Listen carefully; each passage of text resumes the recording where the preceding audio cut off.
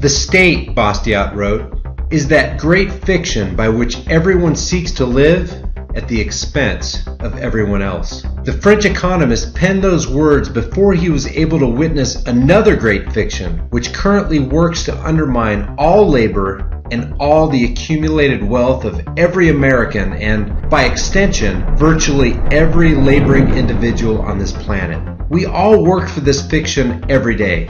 People beg for this fiction. Many borrow from others to obtain this fiction. Some even kill so that they can unlawfully accumulate more of this fiction. Without this fiction, you could have no clothing for your back, no roof over your head, and no food for your stomach. That great fiction is the American dollar. You can pull a note out of your pocket and examine it, but you would be searching in vain for any intrinsic value. The value is not found in the ink, nor the material in which the ink is impregnated, nor in the wording. In fact, the wording provides the hint you'll need to begin to realize that there is nothing in and of itself that imputes any value into this piece of paper. Nothing, that is, but a construct of belief. Oh, and one other thing, brute force, but we'll get to that later. Our dollar's history begins with Article 1, Section 8 of the Constitution. It states that Congress shall have the power to coin money, regulate the value thereof, and fix the standards of weights and measures. In 1792, the Coinage Act was passed, establishing a mint and regulating the coins of the United States. This law created and defined America's money. It called for a coin called the dollar, to contain about 3/4 of an ounce of silver. It also called for a half dollar, quarter, dime, and half dime, all made of silver. It called for a coin called an eagle, each worth $10 and containing a half an ounce of gold. It also called for a half eagle and a quarter eagle, all made of gold. Each coin, according to this act, would bear an impression of liberty, the word liberty, and the year of coinage. The reverse side shall have an impression of an eagle with the inscription United States of America. So the definition of money was a silver coin of the United States of the value of 1/10 of an eagle, or $1. An eagle was defined as a gold coin of the United States of the value of $10.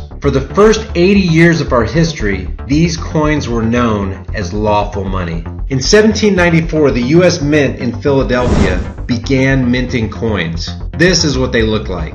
They were strictly composed of either gold or silver, painstakingly fashioned to the proper weight. So strict was the standard on weights and measures, and so serious was the language of the U.S. Coinage Act, that Section 19 invoked the death penalty for anyone caught debasing the nation's money. Article 1, Section 10 of the Constitution states, "No state shall coin money, emit bills of credit, make anything but gold and silver coin a tender of payment of debts." Emit bills of credit equates to the issuance of unbacked paper promissory notes as money. America's entire economy was anchored to gold and silver by requiring the states to tender all payments in these coins. Some leaders today, however, claim that gold is not money. Do you think gold is money?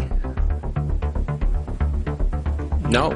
This gold and silver standard stood as a protection for the people from the corrupt banksters who love to loan out money they don't have and profit from the interest. Such a debasing practice, known as fractional reserve banking, is outright counterfeiting and therefore theft. The gold system ensured that the nation's wealth was distributed to all the people rather than being centralized in the hands of a few. It constrained governments from issuing unbacked notes of debt, which is what the Federal Reserve note is today. In fact, many, including Benjamin Franklin, held that a dishonest money system was a main reason for the Revolutionary War. He wrote, "The refusal of King George III to allow the colonies to operate an honest money system which freed the ordinary man from the clutches of the money manipulators was probably the prime cause of the Revolution." Two central banks materialized in early America in order to manipulate the nation's money supply. The First Bank of the United States was established in 1791, in spite of opposition from people like Thomas Jefferson, who argued against its constitutionality and wrote, "I believe that banking institutions are more dangerous to our liberties than standing armies. If the American people ever allow private banks to control the issue of their currency, first by inflation, then by deflation, the banks and corporations that will grow up will deprive the people of all property until their children wake up homeless on the continent their fathers conquered. The first bank's charter was revoked by James Madison. In 1816, the second bank of the U.S. was formed. Andrew Jackson, sworn enemy of the central bank, despised the thought of private bankers controlling America's money. Its charter was revoked in 1833. Gold's discovery in California in 1849 caused the mint to add a $1 10th gold eagle and a $20 double gold eagle in order to distribute the gold across the population, honoring the founder's principle of decentralizing power by spreading the wealth. The presence and universal acceptance of gold shackled private bankers and severely limited inflation. It's interesting to note that in the 57 years from 1833 to 1890, gold, priced at $20.67 an ounce, fluctuated only 1 penny. And from 1891 to 1930, gold fluctuated just 74 cents from a low of $20.58 to a high of $21.32.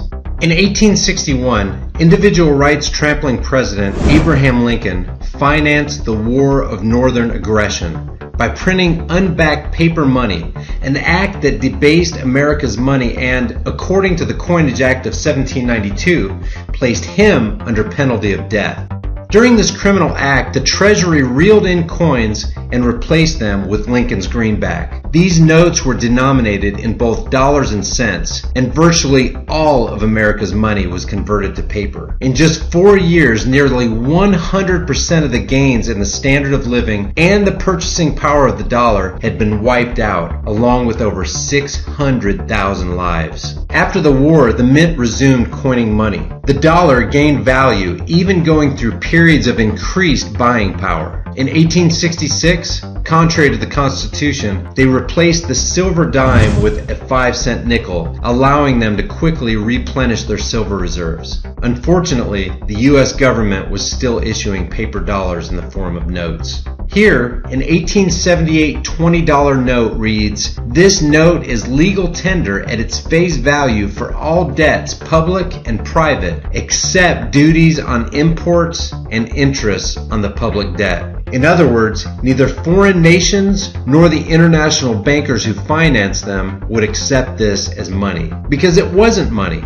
It was a note, a loan, an IOU. It was debt. The creators of this debt are saying, you can use it as money among yourselves, but don't try to pay us with it. All money created out of thin air is debt. They expect you to accept that debt as a fair trade for your labor, while they reject that debt for themselves. In the 1880s, the Treasury began issuing a new kind of paper money called silver and gold certificates. The legalese on these certificates reads, "This certifies that there has been deposited in the Treasury of the United States $1 silver, payable to the bearer on demand." Each silver certificate represented one physical silver or gold coin in the Treasury. This bill says nothing about a note because it isn't an IOU. There is no restriction on imports or interest on the public debt. Foreign nations and international bankers would accept this as money because it was money.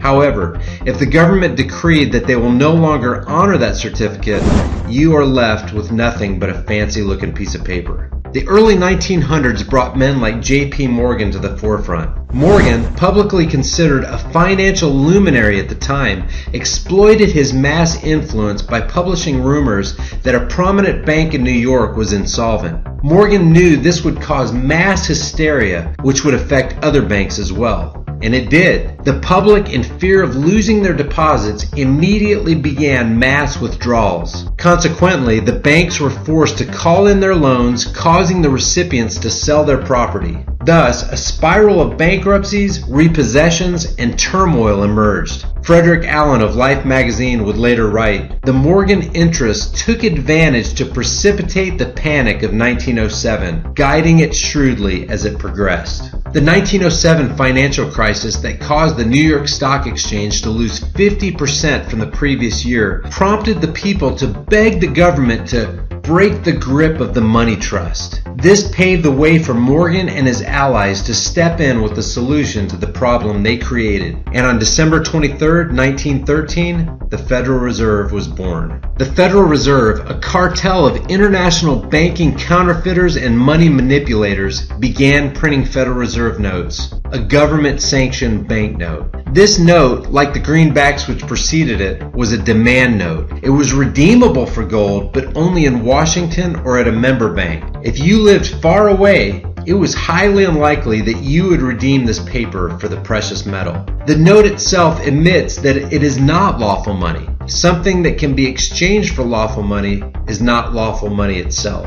19 years after the Fed's creation, FDR, another counterfeit-enabling president, also subject to the criminal penalty of death according to the Coinage Act of 1792, demonetized gold, ending the production of gold coins, certificates, and silver dollars in order to stimulate the economy. He allowed the Fed to print notes that were not redeemable for lawful money. 1 year later, in April of 1933, FDR issued Executive Order 6102, requiring all persons under the threat of $10,000 fine and up to 10 years in prison or both to deliver on or before May 1st, 1933, their gold coins, bullion, and gold certificates to the Federal Reserve in exchange for $20.67 in Federal Reserve paper. After the confiscation of gold and the criminalization of those holding it, gold was raised 60% to $35 an ounce, resulting in an immediate loss for those who had surrendered the precious metal. America's leaders had stolen the labor and true wealth of her citizens and replaced it with worthless paper. 11 years later, in 1944, while World War II continued to rage, 730 delegates from all 44 Allied nations gathered at Mount Washington Hotel in Bretton Woods, New Hampshire, to establish rules for commercial and financial relations among the world's industrial states. Because of the economic and physical devastation inflicted on virtually every country involved in the war, and because the U.S. emerged from that conflict as an economic and military powerhouse in possession of an estimated 50% of the world's known gold, the Bretton Woods Agreement replaced the British pound and established the U.S. dollar as the world's reserve currency. This meant that international commodities were priced in dollars. The agreement, which gave the U.S. an incredible financial advantage, was made under the condition that those dollars would remain redeemable for gold at a consistent rate of $35 per ounce. But with the unrestricted, unregulated, 30-year-old Federal Reserve fox watching over the gold-filled henhouse, and its greedy fingers itching to print more notes, those nations would soon discover that entrusting your nation's wealth to a nation that had already ripped off its own citizens was a financially destructive act.